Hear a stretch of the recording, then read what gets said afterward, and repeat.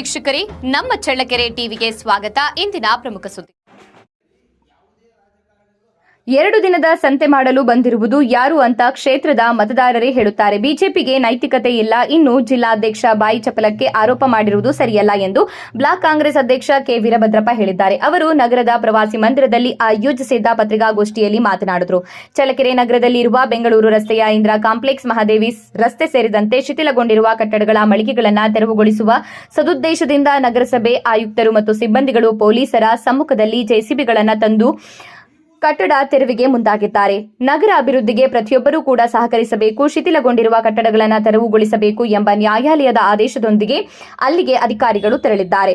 ಅದೇಗೋ ವರ್ತಕರು ಸಮಯ ಕೇಳಿದ್ದಾರೆ, ಅಲ್ಲಿಗೆ ಕಾರ್ಯಾಚರಣೆ ನಿಲ್ಲಿಸಿದ್ದಾರೆ. ಇದಾದ ನಂತರ ಅಭಿವೃದ್ಧಿ ಎಂಬ ಪದಕ್ಕೆ ಕ್ಷೇತ್ರದಲ್ಲಿ ಹೊಸ ಭಾಷ್ಯ ಬರೆದಿರುವ ಶಾಸಕ ಟಿ ರಘುಮೂರ್ತಿರವರನ್ನ ಕಾರ್ಯಾಚರಣೆಯಲ್ಲಿ ಮಧ್ಯೆ ತಂದು ಜೆಸಿಬಿ ಮುಖಂಡರುಗಳು ಏನೇನೋ ಅವಲತ್ತು ಮಾಡಿದ್ದಾರೆ. ಬಿಜೆಪಿ ಜಿಲ್ಲಾಧ್ಯಕ್ಷರು ನಮ್ಮ ಶಾಸಕರನ್ನು ಹೊರಗಿನಿಂದ ಬಂದವರು, ಸಂತೆ ಮಾಡಿಕೊಂಡು ಹೋಗಲು ಬಂದವರು, ಈ ಕ್ಷೇತ್ರ ಸಾಮಾನ್ಯ ಕ್ಷೇತ್ರ ಆದ ತಕ್ಷಣ ಬೇರೆ ಕಡೆ ಹೋಗುವವರು ಎಂದೆಲ್ಲ ಮಾತನಾಡಿರುವ ಅದು 2013ರಲ್ಲಿ ಒಂದು ಸತ್ಯಾಗ್ರಹವನ್ನ ಮಾಡಿದ್ವಿ.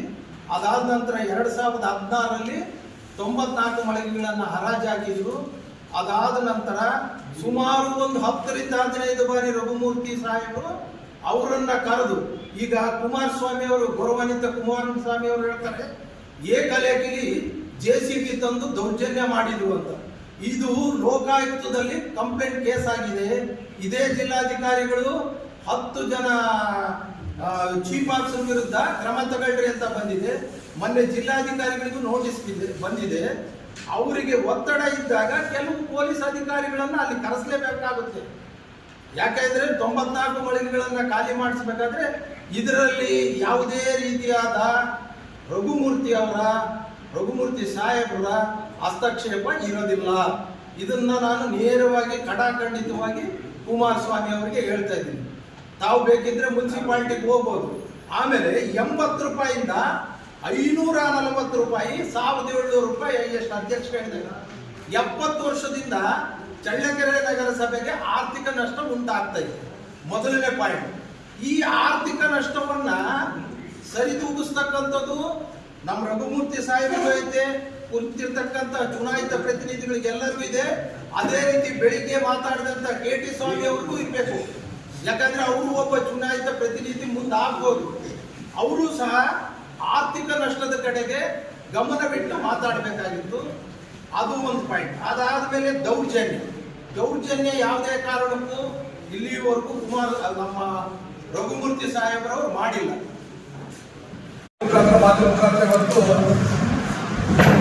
ಮಾಡಿದ್ದಾರೆ.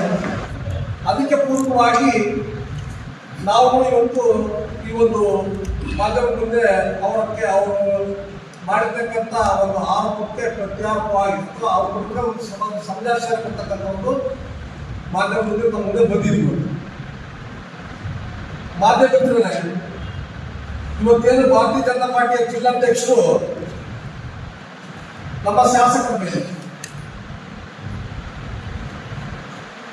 ಏನು 94 ಮಳಿಗೆಗಳಿಂದ ಒಂದು ಚಳ್ಳಕೆರೆಯಲ್ಲಿ ನಗರಸಭೆ ವ್ಯಾಪ್ತಿಗೊಳಪಟ್ಟಂತ 94 ಮಳಿಗೆಗಳಿದ್ದವೋ ಆ ಮಳಿಗೆಗಳಿಗೆ ಉಚ್ಚ ನ್ಯಾಯಾಲಯದಲ್ಲಿ ವ್ಯಾಜ್ಯಗಳನ್ನು ಹಿಡಿದು ಮೊನ್ನೆ ಇದು 11/2/25 ಒಂದು ಇತ್ಯರ್ಥ ಆಗಿದೆ.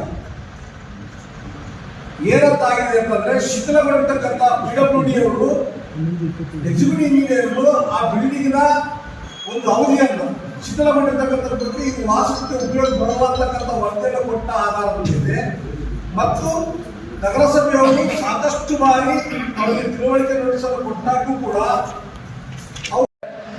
ಹೈಯೆಸ್ಟ್ ಬಾಡಿಗೆ ಕೊಡ್ತಕ್ಕಂಥದ್ದು 1700 ರೂಪಾಯಿ ಕೊಡ್ತಾರೆ. ಹೈಯೆಸ್ಟ್ ಬಾಡಿಗೆ ಅದೇ ಲಾಸ್ಟ್. ಇವತ್ತು ಮುನ್ಸಿಪಾಲಿಟಿಗೆ ಸಾಕಷ್ಟು ನಷ್ಟವನ್ನು ಉಂಟು ಮಾಡತಕ್ಕಂಥದ್ದಾಗಿರೋದ್ರಿಂದ, ಆಮೇಲೆ ಎಲ್ಲಕ್ಕಿಂತ ಮುಖ್ಯವಾಗಿ ಶಿಥಿಲಗೊಂಡಿರೋದ್ರಿಂದ ಅದು ಮುಂದಿನ ದಿನಗಳಲ್ಲಿ ಏನಾದರೂ ಅನಾಹುತಗಳು ಆಗಿದ್ದೆ ಆದರೆ ಮತ್ತೆ ಅದನ್ನ ಶಿಥಿಲಗೊಂಡಿದ್ದಾವೆ ಗಲಗೊಳಿಸಲಿ ಅಂತಂದ್ರೆ ಮಾಧ್ಯಮ ಮುಂದೆ ಹೋಗಿ ಏನಾಗ್ತಾರೆ, ಬಿಜೆಪಿ ಜಿಲ್ಲಾಧ್ಯಕ್ಷರು ಮಾರ್ಕೆಟ್ ತಿಂತಕ್ಕಂಥವರಿಗೆ, ಪಬ್ಲಿಕ್ಸ್ಗೆ, ಅಮಾಯಕರಿಗೆ, ಬಡವರಿಗೆ, ಶಾಸಕರು ಅನ್ಯಾಯ ಮಾಡ್ತಿದ್ದಾರೆ. ಮತ್ತೆ ಆಮೇಲೆ ಪೊಲೀಸರು ದೌರ್ಜನ್ಯ ಮಾಡ್ತಿದ್ದಾರೆ ಅಂತಕ್ಕಂಥದ್ದನ್ನು ಹೇಳ್ತಾರೆ. ಒಂದು ವೇಳೆ ಅದೇ ಪ್ರಸ್ತುತವಾದ ಕಟ್ಟಡಗಳಿಂದ ಏನಾದ್ರು ಬಿದ್ದು ಯಾರನ್ನ ಅನಾಹುತಾಗಿ ಸತ್ತೋದ್ರೆ ಮತ್ತೆ ಅದನ್ನ ಮತ್ತೆ ನಮ್ಮ ಶಾಸಕರ ತೆರಿಗೆ ಕಟ್ಟಂತ ಕೆಲಸವನ್ನ ಇದೇ ವಿರೋಧ ಪಕ್ಷ ಮಾಡ್ತಕ್ಕಂಥ ಕೆಲಸವನ್ನು ಮಾಡ್ತಾರೆ. ಬಂಧುಗಳೇ, ಇದು ಯಾವುದೇ ಕಾರಣಕ್ಕೂ ಶಾಸಕರು 2-3 ಬಾರಿ ನಾವು ಕೂಡ ನಗರಸಭಾ ಸದಸ್ಯರಾದ ಸಂದರ್ಭದಲ್ಲಿ ಶಾಸಕರ ಭವನಕ್ಕೆ ಎಲ್ಲಾ ಮಾಲೀಕರನ್ನು ಕರೆಸಿ ಒಂದು ಮಾತುಕತೆಯನ್ನು ಮಾಡಿದ್ದು. ಕರೆಂಟನ್ನು ಕಟ್ ಮಾಡಿದ್ದಕ್ಕೆ ಮತ್ತೆ 2 ತಿಂಗಳು ಕರೆಂಟನ್ನು ಕೊಟ್ಟು ಶಾಸಕರೇ ಮಾಡಿದ್ರು. ಇನ್ನು 2 ತಿಂಗಳ ಒಳಗಡೆ ನೀವೇನೇ ಎಲ್ಲವನ್ನು ತೆರವುಗೊಳಿಸಿ ಮುಂದಿನ ದಿನಗಳಲ್ಲಿ ಅದನ್ನ ದೊಡ್ಡ ಕಾಂಪ್ಲೆಕ್ಸ್ ಅನ್ನು ಹೊಸ ಕಟ್ಟಡವನ್ನು ಕಟ್ಟಿದ ಮೇಲೆ ಆಗತಿ ಬೇರೆಗಾಗಿ ಮತ್ತೆ ನಿಮಗೆ ಒಂದು ಅವಕಾಶವನ್ನು ಮಾಡಿಕೊಳ್ಳುವಂಥ ವ್ಯವಸ್ಥೆ ಮಾಡ್ಕೊಡ್ತೀವಿ ಅನ್ನೋದು ಭರವಸೆಯನ್ನು ನಮ್ಮ ಶಾಸಕರು ಕೊಟ್ಟಿದ್ರು. ಅವತ್ತು ಅದನ್ನು ಒಪ್ಪಿಡುವಂಥ ಅದೇ ಕಟ್ಟಡದ ಮಾಲೀಕರು ಪುನಃ ಕೋರ್ಟಿಗೆ ಹೋದಾದ್ಮೇಲೆ ಶಾಸಕರು ಅದ್ರ ಬಗ್ಗೆ ಸುಮ್ಮನೆ ಆದ ನಂತರ ಕೋರ್ಟಲ್ಲಿ ಮೊನ್ನೆ 11/2/2025 ಆದೇಶ ಆಯಿತು. ಅದನ್ನು ಇಟ್ಕೊಂಡಂಥ ಅಧಿಕಾರಿಗಳು ಮುಂದಿನ ಕಾರ್ಯಕ್ರಮವನ್ನು ಮಾಡಕ್ಕೆ ಹೋಗಿದ್ದಾರೆ. ಮುಂದಿನ ಕಾರ್ಯಕ್ರಮ ಮಾಡಕ್ಕೆ ಹೋದ ಸಂದರ್ಭದಲ್ಲಿ ಅವ್ರ ರಕ್ಷಣೆಗಾಗಿ ಏನು ಬೇಕೋ ಪೊಲೀಸರ ಕಷ್ಟಗಳು ಸಾಧಾರಣ ಅಂತ ಒಂದು ವಿಷಯ ಇಟ್ಕೊಂಡು ಶಾಸಕರು ಇವತ್ತು ಅಮಾಯಕರ ಮೇಲೆ ಬೇರೆ ಜೀವನ ಹೊಟ್ಟೆ ಹೊಡೆದ ಕೆಲಸ ಮಾಡಿ ದೊಡ್ಡ ಮಾಡ್ತಕ್ಕಂಥ ಹೇಳ್ಬೇಕಂತದ್ದು ಬಹಳ ಸತ್ಯಕ್ಕೆ ದೂರವಾದಂಥ ವಿಚಾರ. ಯಾಕಂದ್ರೆ ಇಲ್ಲಿಗೆ 3 ಬಾರಿ ಗೆದ್ದಂಥ ಶಾಸಕರು ಕ್ಷೇತ್ರದ ಅಭಿವೃದ್ಧಿಗಳನ್ನು ಎಷ್ಟು ಮಾಡಿದ್ದಾರೆ ಅಂತಕ್ಕಂಥದ್ದನ್ನು ವಿರೋಧ ಪಕ್ಷದ ಕಣ್ಣಾರ ಓಡಿದರೆ ಆಮೇಲೆ ಪ್ರತ್ಯಕ್ಷವಾಗಿ ಇಡೀ ಕ್ಷೇತ್ರ ತುಂಬ ಶಾಸಕರು ಸಾಕಷ್ಟು ಹೇಳಿಕೆ ಸಾಕಷ್ಟು ಅವ್ರು ಅಭಿವೃದ್ಧಿ ಮಾಡೋ ಕೆಲಸಗಳೇ ಮಾತಾಡ್ತಾರೆ ಶಾಸಕ.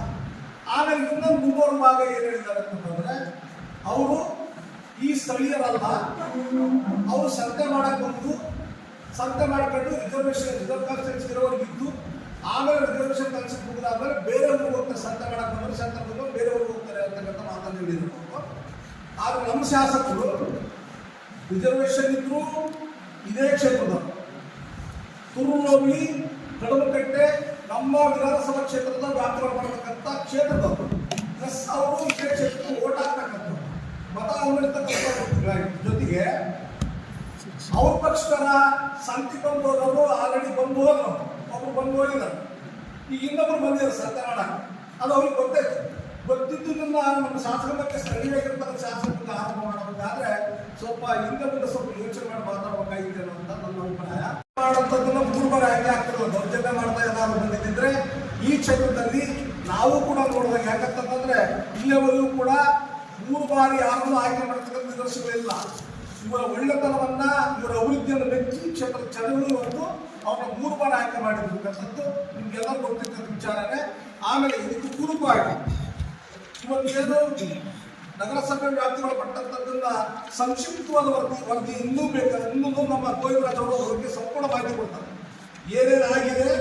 ಏನೇನಾಗಿತ್ತು ಮತ್ತೆ ಏನೇನು ತೊಂದರೆ ಆಗಿದೆ, ಯಾವ್ಯಾವ ಅಧಿಕಾರಿಗಳಿಗೆ ಏನೇನು ತೊಂದರೆ ಆಗಿರ್ತಕ್ಕಂಥದ್ದು ಅಧ್ಯಕ್ಷ ಸಂಪೂರ್ಣ ನಮ್ಮ ಮುಂದುವರೆದವರಿಗೆ ನಾವು ಗೋವಿಂದರಾಜ್ ಅವರು ಕೊಡ್ತಾರೆ. ಇದ್ರ ಬಗ್ಗೆ ಡೀಟೇಲ್ಸ್ ಇದೆ ಅಂತ ಅವ್ರು ಕೊಡ್ತಾರೆ. ಬಂದಿದೆ, ಅವರು ಪೊಲೀಸನ್ನ ತಗೊಂಡ್ಬಂದರೆ ಬೆಳಿಗ್ಗೆ ಎಲ್ಲವೂ ಕಾನೂನುಬದ್ಧವಾಗಿದೆ. ಸ್ವಲ್ಪ ಹೊತ್ತಾದ್ಮೇಲೆ ಅವರೇ ಮುಖ್ಯಾಧಿಕಾರಿಗಳೇ ಎಲ್ಲವನ್ನು ಹೇಳ್ತಾರೆ. ಇದರಲ್ಲಿ ಯಾವುದೇ ರೀತಿಯಾದ ರಘುಮೂರ್ತಿ ಸಾಹೇಬರಿಲ್ಲ. ಆಮೇಲೆ ಏಕಾಏಕಿ ಏನು ಕ್ರಮ ತಗೊಂಡಿಲ್ಲ. ಈಗ 6 ತಿಂಗಳ ಕೆಳಗೆ ಒಂದು ನ್ಯಾಯಾಲಯದ ಆದೇಶ ಆದಾಗ ಎಲ್ಲ ಮಳಿಗೆಗಳನ್ನ ಕರೆದು ನಾನು ಇದ್ದೆ, ನನ್ನ ಸಮ್ಮುಖದಲ್ಲೇ ಸಭೆಯನ್ನ ಮಾಡಿ ಅವರಿಗೆ 2 ತಿಂಗಳು ಟೈಮ್ ಕೊಟ್ಟರು. ಅವರು ಮತ್ತೆ ನ್ಯಾಯಾಲಯಕ್ಕೆ ಹೋದ್ರು. ಮತ್ತೆ ನ್ಯಾಯಾಲಯದಿಂದ ಈಗ ಪಬ್ಲಿಕ್ ಪ್ರಿಮಿಸಿಸ್ ಆಕ್ಟ್ ಅಂತ ಬರ್ತದೆ, ಅದ್ರ ಕೆಳಗಡೆ ಅವ್ರ ಮೇಲೆ ಕ್ರಮ ತಗೊಂಡ್ರಿ ಅಂತ ಹೇಳಿದ್ರು.